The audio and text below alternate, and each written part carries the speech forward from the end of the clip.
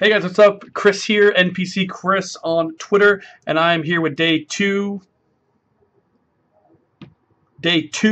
of my blog for NoVloMo, which is November vlog month, as started by my good friend Tiffany. And today I'm going to answer a question that was in the YouTube comments field of my last video, which was my first vlog. So let's get to it. Let me read it right here. Dear Chris, I want to know how you got started in RPGs since you're so good at them. Where did someone like you learn about this magical type of game? Yours truly, MaggieBot. Well, MaggieBot, that is a good question, and I'm going to give you a good answer. I started playing RPGs when I was a kid, probably 7 or 8 or 9 actually. Elementary school for sure. I remember being in 3rd grade and being involved in Edition Wars, but we'll get there in a second. Before we get to that part, I want to talk about the game that actually inspired me to get into role-playing games in general, and that is a classic game for the Nintendo Entertainment System called Shadowgate.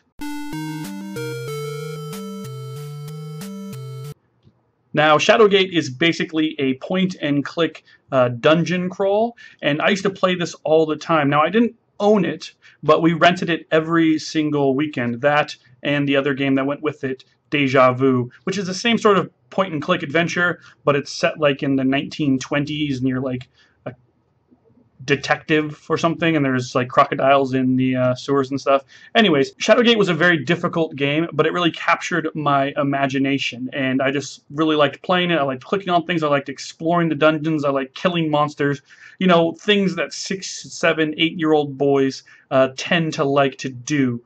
So I was all about it. And then all of a sudden I met a friend of mine who lived across the street from me, and he introduced me to this game called a role-playing game. Now, he learned it from his older brother, and they played a lot of this game called Dungeons and Dragons. And he showed me the game, explained how it worked, and I was like, holy cow, this game sounds a lot like this NES game I play called Shadowgate. I want in on that now. So we started kind of messing around with Dungeons and Dragons, but I saved up my money and I wanted to buy my own role-playing game. So, like I said, I saved up as much money as I possibly can, probably from like the Tooth Fairy and birthdays and stuff. I don't know, however kids make money these days, those days. So I basically saved my money and I went to the telephone book and I opened up the telephone book. This dates me, I guess, probably. And I looked up toy store that might sell games, and there's one in my area called Fantastic Games and Toys. It was in Linwood, Washington at the time. And I gave them a call on the phone, which used to look like this back then, and was like, hey, I'm looking for some role-playing games. Do you have them? The owner was like, yes, we do. And I went there with my mother, and I was going to pick out a role-playing game. I was going to buy Dungeons and Dragons. However, I saw this game on the shelf called GURPS, and it stood for Generic Universal Role-Playing System. And the owner of the store explained to me that in GURPS, you could do any sort of story. You weren't just tied to killing dragons in dungeons. You could kill dragons in space, or have a dungeon in space, or something like that. I was like, wow, that is more bang for my buck. So I'm going to pick this up, sir. Not knowing, of course, that GURPS is a very, very technical system that probably should not be given to anyone under the age of 10, let alone under the age of anything. That's just a joke. I love you, GURPS. I'm going to do these in every video. The cool thing about this edition of GURPS, though, this was the 3rd edition of GURPS, it actually came with a solo adventure called All in a Night's Work, which was basically a choose-your-own-adventure module in the back of the book, and I played that non-stop. It's the story of like a thief who is slinking around the city, breaking into places and stealing things.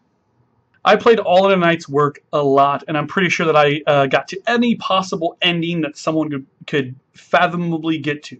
I played the crap out of that. At that time, I was really into character creation because, like I said, I was playing a lot of games by myself, just making a ton of characters. But I did get a group of people who, wait, children. No, I got a group of fellow children together to play some GURPS with me, and basically we just all made characters together and kind of did a make-believe thing. However, there was another group of students in my same class. This was one of those like accelerated learning classes, and there was another group of students that were playing basic Dungeons and Dragons, and what that entailed to them at the time was making maps on graph paper and then saying, okay, do you go up, down, left, or right? You go up. Okay, cool. It opens up into a cave. You go up, down, left, or right? Okay, cool. You go right. There is a door to the left, and then you can go up. Do you go up, down, left, or right? I guess you wouldn't be able to go up, down, left, right. Anyway, you get the gist. It was basically like that over and over again. However, this was, again, like 3rd grade, and for some reason there was like animosity between our two groups, so much so that the teacher actually had to sit down both camps, the GURPS camp and the Advanced Dungeons and Dragons camp. She had to sit us down and talk it out because it was that serious. It was like really some 3rd grade stuff going on. We got through it though fine. We're still friends to this day. Just kidding. I have no idea where those guys are.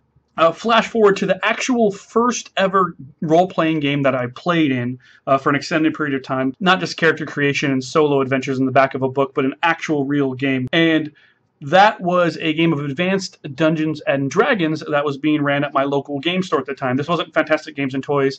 I think this was called Great Escapes Games or something like that. One of the employees of the store was running a game for some people. I'm pretty sure I was the youngest person there. Again, I was probably around 10 at this point, and I rolled up a half-elf ranger wizard named Christoph Layleaf.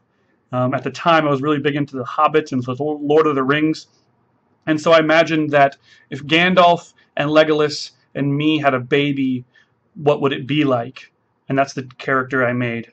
And my proudest moment in that campaign was when there was a plate that was broken that had some stuff written on it, and I used mending to put it back together and solve the mystery of that broken plate.